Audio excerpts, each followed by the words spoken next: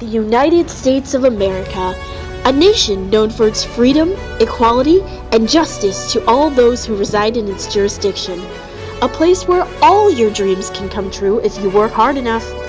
Where all colors of the rainbow are able to reach their own pot of gold if equal effort is put in.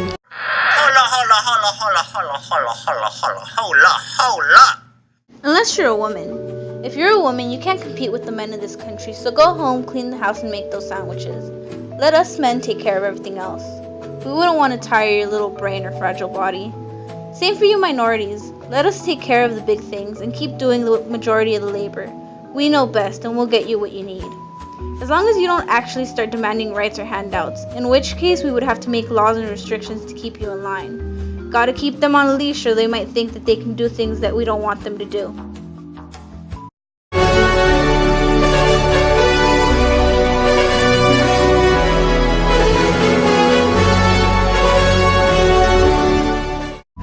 Throughout history, men and women of color have used education as a tool to improve their social standing in a nation where white supremacy and gender-based discrimination were the main deciding factors of their success, not hard work or determination.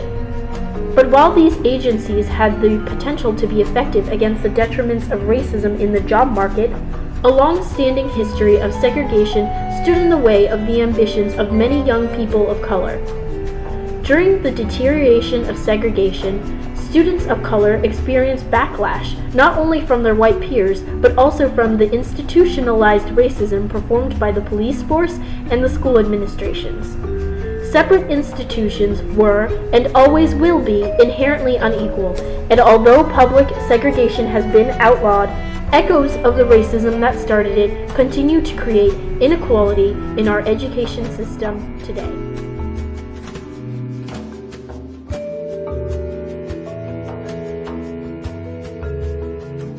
Since the borderline illegal practice of redlining was used to separate housing between whites and people of color, the districts formed have remained economically and racially unequal. In purposefully keeping minorities away from wealthier counterparts via job discrimination and lack of education, neighboring districts were forced to remain racially and economically exclusive.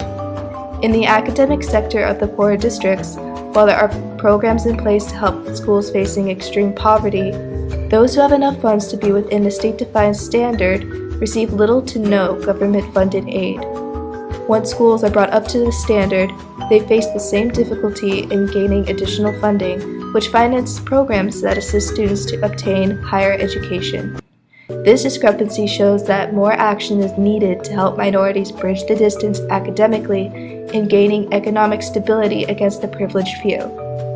This cycle of foregone opportunity keeps lower-class families from being able to move out of their districts, maintaining the racial and class lines even though practices such as redlining are not as prominent today. Although many people would like to believe that the things we have read about are problems that are strictly in the past, we cannot allow ourselves to disregard the tragedies of certain events that have shaped our lives in the present and will continue to do so in the future. It is impossible to escape the hegemonic structure that we have been brought up in. However, we can challenge it to improve our society. Immigrant groups throughout history have been encouraged to migrate to America when cheap labor is needed. But once the job gets done, those same groups of people become alienated. The Chinese Exclusion Act of 1882 was the first extreme law that kept a specific group of people from entering the U.S. And in 1942, the U.S. and Mexican governments created the Bracero program, a program which temporarily allowed the migration of Mexicans into the U.S. for labor needs. Not only have past events influenced the way we live our lives today, but they have also influenced what stereotypes we use to identify people of certain ethnicities. Although it seems like American society hasn't progressed very much, it's unrealistic to expect perfect equality or the eradication of all forms of discrimination as we know it. On the bright side, education will ideally provide an enlightened perspective to how we as individuals perceive the environments around us and give us insight into how we can shape our futures.